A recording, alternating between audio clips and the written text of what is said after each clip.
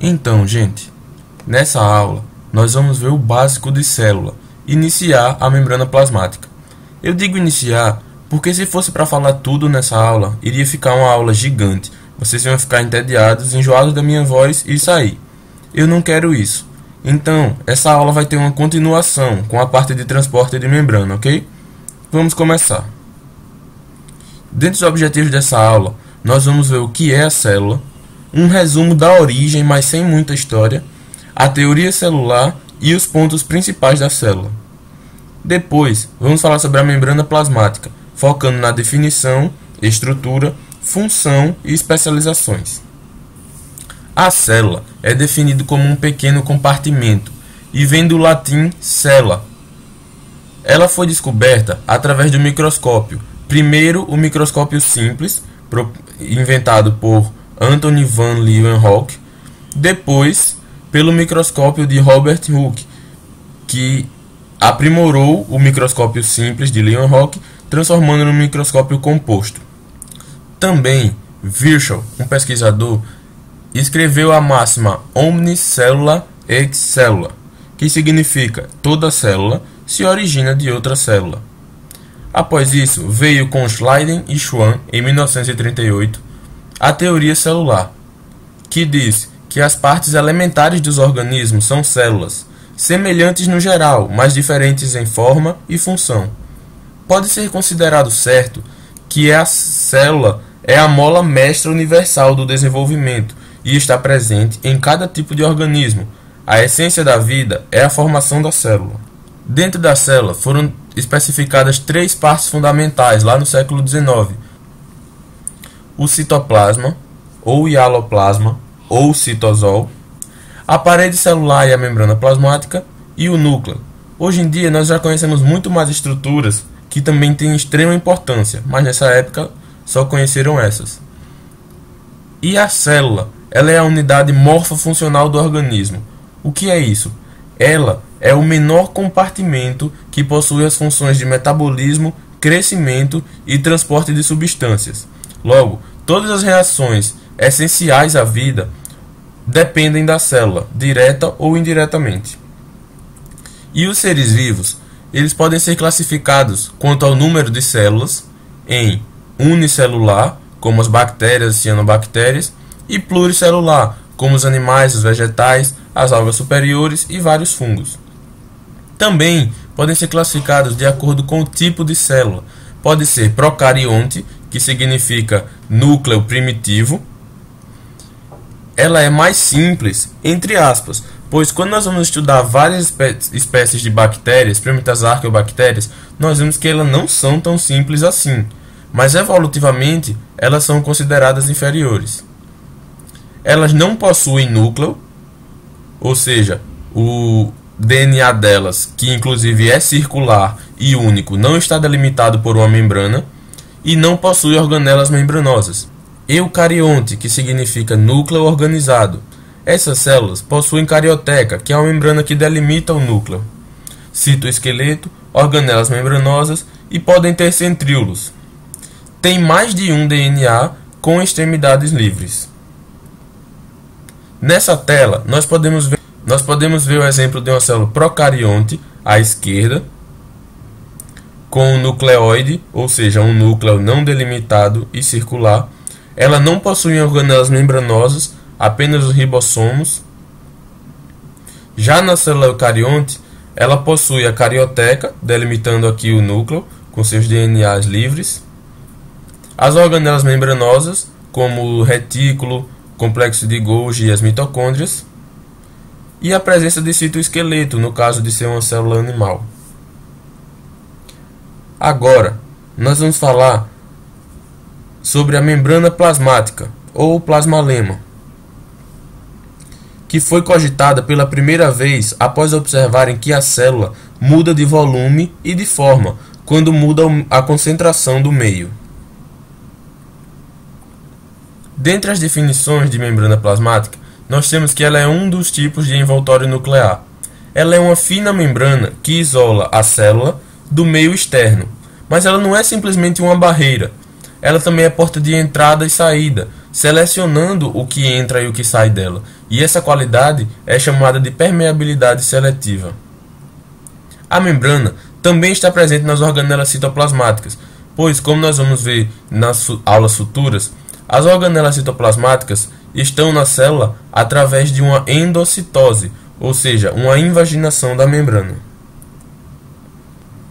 Entre as características da membrana, nós temos a composição lipoproteica, sendo 75% de lipídio e 25% de proteínas. Esses lipídios são principalmente os fosfolipídios, que são moléculas compostas por um grupamento fosfato ligado a uma das extremidades de um glicerol, e as outras duas aberturas desse glicerol têm caudas de ácidos graxos de cadeias saturadas e insaturadas. Nessas cadeias, pelo menos uma delas tem que ser insaturada, pois ela vai ter uma angulação que é derivada da geometria do carbono, e com essa angulação, durante a rotação do fosfolipídio, que todos eles vão realizar, há a mobilidade das estruturas imersas na membrana. Uma curiosidade é que quanto mais frio o ambiente, mais cadeias insaturadas na membrana vai haver, e quanto mais calor, menos cadeias insaturadas vai haver. Isso ocorre pois uma das funções das insaturações é a da mobilidade da membrana. Mas quando está muito quente, a agitação natural das moléculas aumenta, tornando menor a necessidade de insaturações. A membrana se estrutura em uma forma de bicamada desses fosfolipídios com proteínas incrustadas. Infelizmente, nessa foto aqui eu não consegui uma com proteínas incrustadas, mas nós podemos ver essa camada de cima com a cabeça hidrofílica dos fosfolipídios apontando para cima e a de baixo com a cabeça apontando para baixo.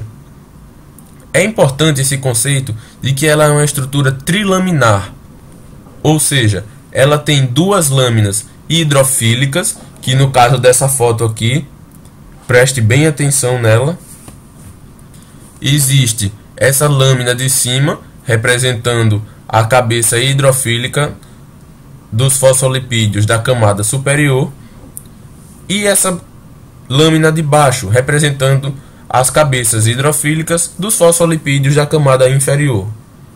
E aqui nesse meio nós temos a lâmina hidrofóbica, que é a intermédia, formada pelas caudas de ácidos graxos das cadeias superior e inferior. Outra característica da membrana é o modelo do mosaico fluido, proposto por Singer e Nicholson, e é o mais aceito até hoje. O mosaico é derivado de um conjunto de moléculas diferentes unidas, no caso, os fosfolipídios, as proteínas integrais de membrana, as proteínas periféricas, os glicocálix, as proteínas de superfície e o colesterol. E fluido, porque há a constante movimentação dessas estruturas, através dos movimentos dos líquidos intra- e extracelular e da rotação dos fosfolipídios. Dentre as funções das proteínas da membrana, nós temos proteína de canal e carregadora, associadas ao transporte de substâncias através da membrana, as proteínas receptoras, que têm a função de traduzir um sinal externo em um sinal interno, e as proteínas de reconhecimento. Um outro conceito é o paradoxo do colesterol, pois o colesterol, que é um lipídio, quando se acumula na membrana, aumenta a mobilidade na lâmina média, na lâmina hidrofóbica, mas antagonistamente diminui a mobilidade nas lâminas periféricas, ou seja, nas hidrofílicas. E essa função contrastante que ele tem na lâmina intermédia e nas lâminas periféricas é chamado de paradoxo do colesterol. Vamos agora para as especializações da membrana. A primeira é o glicocálix ou glicocálice, que são estruturas de glicolipídios ou glicoproteínas que podem estar presentes em células que não possuem parede celular, como animais e protozoários, e possuem função de proteção, retenção de nutrientes para absorção, reconhecimento e comunicação. Esse reconhecimento é muito importante para as questões que envolvem histocompatibilidade. A segunda especialização são as microvelocidades, que são projeções citoplasmáticas na superfície livre da célula. Tem a função de aumentar a superfície de contato do tecido e, no caso do intestino, onde são tipicamente encontradas, elas aumentam a superfície em aproximadamente 600 vezes.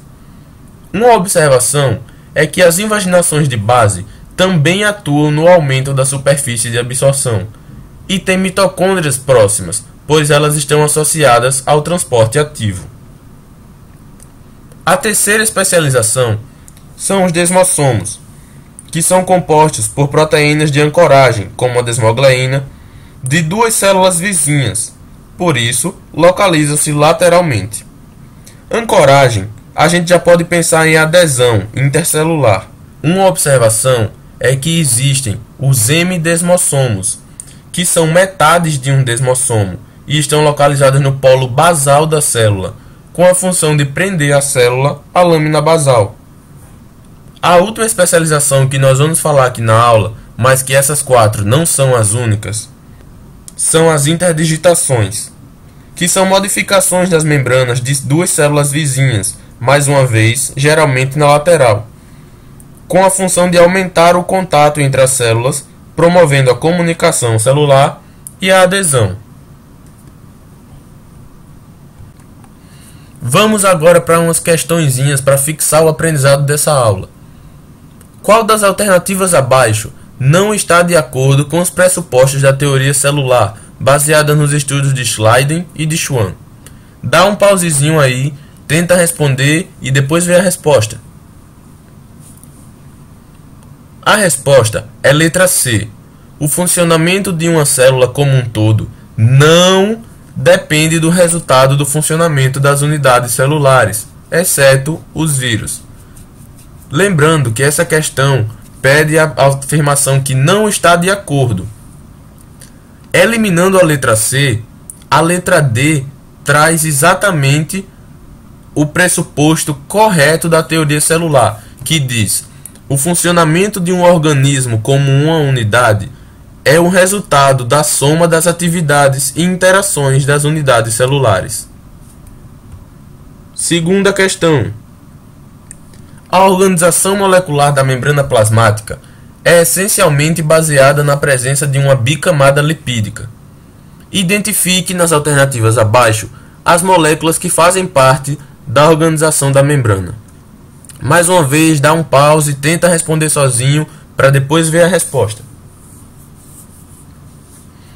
A resposta correta é, mais uma vez, a letra C. Fosfolipídios, glicolipídios e colesterol, como nós podemos ver aqui na figura que foi mostrada nas telas anteriores. A ptialina é uma enzima presente na saliva com a função de dissolver amido. Os ácidos nucleicos não estão presentes na membrana plasmática, muito menos a insulina. Na letra D, a adenina também é um nucleotídeo e não faz parte da membrana plasmática. E na letra E, o que a torna falsa é a citosina. Agora a terceira e última questão, prometo. A membrana plasmática é uma estrutura que reveste as células de todos os seres vivos. Essa estrutura, formada principalmente por fosfolipídios e proteínas inseridas, apresenta várias funções, exceto a D. Tenta mais uma vez responder aí e depois dá play para ver se acertou. A resposta é letra D, já que ele pede exceto a D. Quem envolve o material genético é a carioteca e não a membrana plasmática, que possui, por sua vez, a função de barreira seletiva, de transporte de substâncias, de interação entre células e de responder a sinais externos. Gente, muito obrigado por assistir a aula. Lembra de fazer questões em casa, você. É muito importante fazer para fixar o conteúdo, para aprender mais. Valeu, obrigado.